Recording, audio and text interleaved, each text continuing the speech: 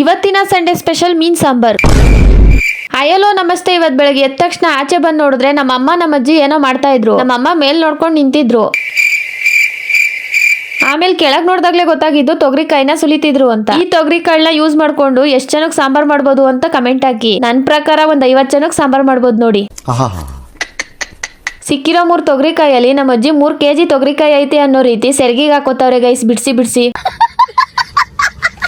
ಆಮೇಲೆ ನನ್ ಕಂದಮ್ಮನ್ ತಗೊಂಡು ಬೆಳ್ಳೂರ್ಗ್ ಹೋಗೋಣ ಅಂತ ಆಚೆ ಬಂದ್ರೆ ನಮ್ ಟಾಮಣ್ಣ ಎಲ್ಲೂ ಹೋಗಂಗಿಲ್ಲ ಅಂತ ಅಡ್ಡ ಕೂತಿದ್ದ. ಎದೊಳಪ್ಪ ಅಂತ ಅಂದ್ರೆ ಮನ್ಸಲ್ಲಿ ಈ ರೀತಿ ಅನ್ಕೊಳ್ಳೋದ, ನಮ್ ಹೊಟ್ಟೆ ಎಷ್ಟು ಉರ್ಸ್ತಾವ್ರೋ ಭಗವತ್ನ ನೋಡಿದ್ರೆ. ಆಮೇಲೆ ನನ್ ಕಂದಮ್ಮನ್ ತಗೊಂಡು ಬೆಳ್ಳೂರ್ಗ್ ಬಂದ್ರೆ ಇಲ್ಲಂತೂ ಜನವೋ ಜನ. ಇಷ್ಟೊಂದ್ ಜನ ಇರೋದಕ್ಕೆ ಮೀನ್ ತಗೊಳ್ಳೋದೇ 3/4 ಗಂಟೆ ಆಯ್ತು. ಮೀನ್ ಜೊತೆ ನೀರ್ ತಗೊಂಡು ನಾನು ಮತ್ತೆ ನಮ್ಮಪ್ಪ ಮನೆ ಕಡೆಗ್ ಬಂದು ನಾವು ಬರೋ ಅಷ್ಟ್ರಲ್ಲಿ ಮೀನ್ ಸಾಂಬಾರ್ಗೆ ನಮ್ಮಮ್ಮ ಖಾರ ರುಬ್ಕೊಂಡಿದ್ರು. ಆಮೇಲೆ ನನ್ನೊಬ್ರು ಕರೆದ್ರು. ಬೇರೆ ಯಾರು ಅಲ್ಲ, ಇವರೇ ನೋಡಿ. ನಾನ್ ಮಾಡೋ ಕೆಲ್ಸ ನೀನೇ ಮಾಡ್ತಾ ಇದೀಯಾ ಅಂತ ಇದಕ್ಕೊಂದ್ ಶಬಾಷ್ ಹೇಳ್ದೆ. ಇವತ್ತಿನ ಸಂಡೇ ಸ್ಪೆಷಲ್ ಅನ್ನದ ಜೊತೆ ಮೀನ್ ಸಾಂಬಾರ್. ನನಗ್ ಇವಾಗಿರೋ ಬುದ್ಧಿ ಸಾಕಾಗಲ್ಲ ಅಂತ ನಮ್ಮಮ್ಮ ಮೀನ್ ತಲೆ ಹಾಕಿದ್ರು. ಇದನ್ ತಿಂದು ಆಚೆ ಬಂದು ನಮ್ ಟಾಮಣ್ಣಂಗೆ ಮೀನ್ ಕಬಾಬ್ ಹಾಕ್ತೆ.